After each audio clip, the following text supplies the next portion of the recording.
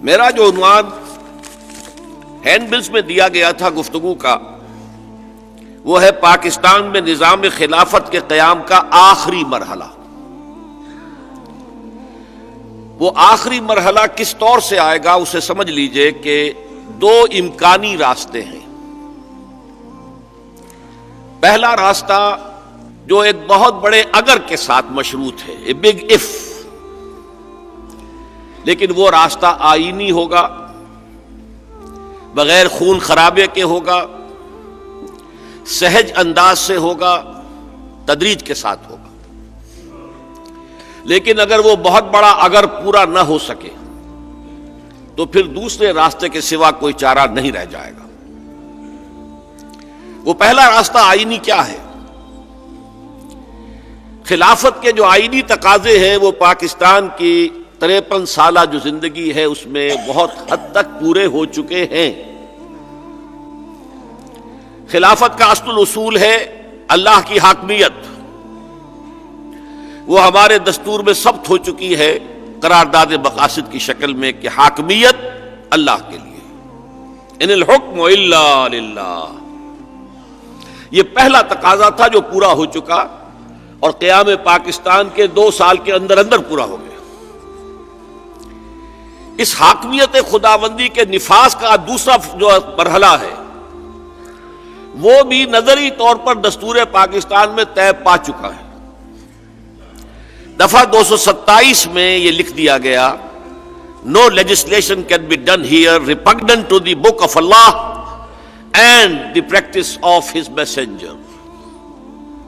میں سمجھتا ہوں کہ یہ حاکمیت الہی کی تنفیذ کا جو عملی تقاضا ہے وہ اس دفعہ سے پورا ہو جاتا ہے، بشرطے کہ یہ آپریٹو ہو، اس پر عمل کیا جائے۔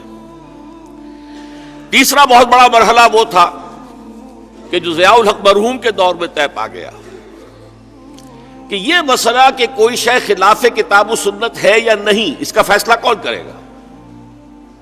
ایک عالم دین کرے گا، دوسرا کرے گا، ایک مفتی کرے گا، دوسرا کرے گا، کوئی ایک فرقے والا کرے گا، دوسرے فرقے والا کرے گا، کون کرے گا؟ یہ مسئلہ جو ہے عملی طور پر جو اس کی بہترین شکل ہو سکتی ہے اس میں انہوں نے طے کر دیا، اور وہ یہ کہ یہ کام عدلیہ کا ہے۔ جب دستور میں یہ لکھا ہوا ہو کہ اس ملک کے اندر اصول یہ ہے کہ کوئی قانون کتاب و سنت کے منافی نہیں کیا جا سکتا، دستور کی کسٹوڈین اور امین عدلیہ ہوتی ہے، دی ہائر جوڈیشری۔ اب یہ اس کا کام ہے، لیکن چونکہ ہمارے ہاں جو عام جوڈیشری ہے اس میں علماء نہیں ہے، عام ججز جو ہے وہ شریعت سے واقف نہیں ہے، لہذا ایک اسپیشل کورٹ قائم کی گئی، وہ ہے فیڈرل شریعت کورٹ۔ اسے اختیار دیا گیا کہ اگر کسی شے کو وہ فیڈرل شریعت کورٹ جس میں علماء بھی موجود ہیں اگر وہ قرار دے دے کہ یہ کتاب و سنت کے منافی ہے، وہ نل اینڈ وائڈ ہو جائے گی شے، اور صرف چند مہینے کی مہلت دی جائے گی۔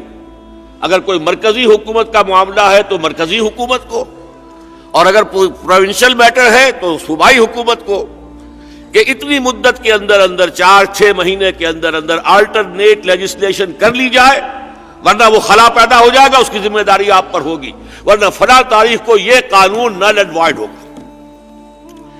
میرے نزدیک دستوری اعتبار سے خلافت کے تمام تقاضے ان 3 دفعات میں پورے ہو گئے۔ بدقسمتی کیا ہے؟ ایک تو ابھی آپ نے جنرل عباسی صاحب سے بات سنی، ہمارے جسٹس نسیم حسن شاہ صاحب، انہوں نے ہی یہ فیصلہ دے دیا کہ قرارداد مقاصد بھی بس ایک دفعہ ہے دستور کی، یہ نہیں کہا جا سکتا کہ یہ پورے دستور پر حاوی ہے۔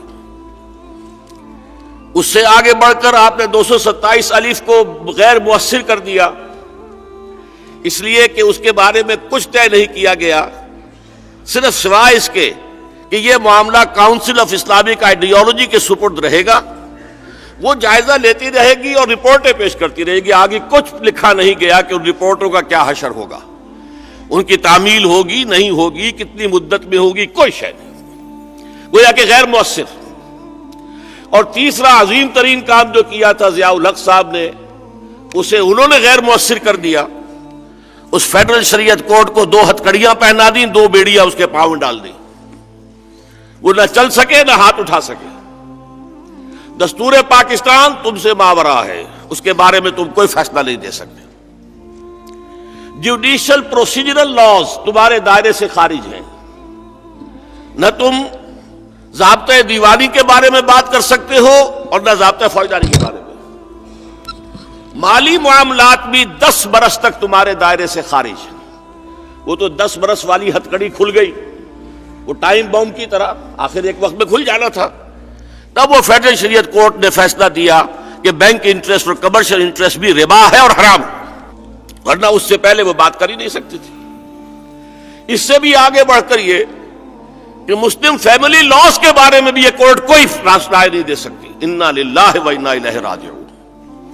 دیکھیے، نوٹ کیجئے، میں ویسے ایک عملی اعتبار سے اس ملک میں جسے سیاسی میدان کہہ لیا جائے، ملی میدان کہہ لیا جائے، قومی میدان کہہ لیا جائے، کم سے کم 35 برس سے ہمہ وقت ہوں۔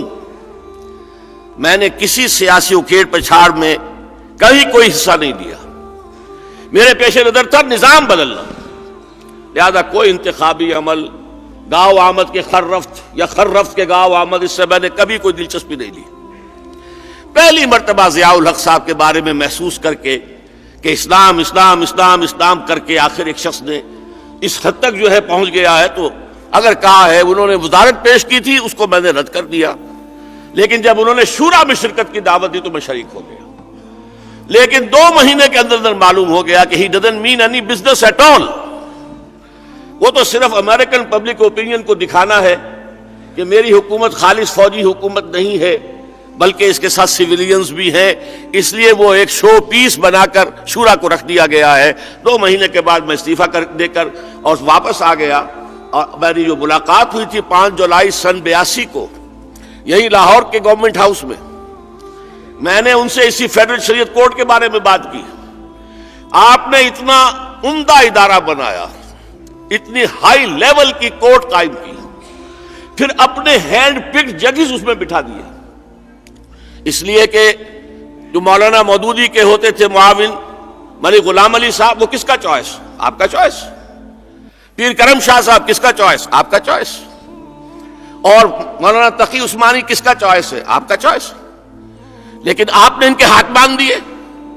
اس کا مطلب یہ ہے کہ آپ شریعت کو جزوی طور پر مانتے ہیں، کلی طور پر نہیں مانتے ہیں، اور اس پر جو اللہ کی وعید ہے وہ سن لیجئے، افتؤمنون ببعض الکتاب وتکفرون ببعض فما جزاء من يفعل ذلك منكم الا خزي في الحیاۃ الدنیا ویوم القیامۃ یردون الی اشد العذاب وما اللہ بغافل عما تعملون۔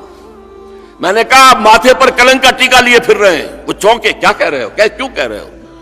میں نے کہا آپ نے شریعت کورٹ کے ہاتھ باندھ دیے، فیملی لاز میں بھی بات نہیں کر سکتی۔ آیا ان کی دیانت اور امانت پہ شک ہے؟ ان کے علم پر اعتماد نہیں ہے؟ کہنے لگے پھر ان خواتین کو کون مطمئن کرے گا؟ میں نے کہا آپ کے سوچ کا معیار یہ ہے تو میں آپ کے ساتھ شورا میں نہیں بیٹھ سکتا، یہ استعفیٰ حاضر ہے، میں جا رہا ہوں۔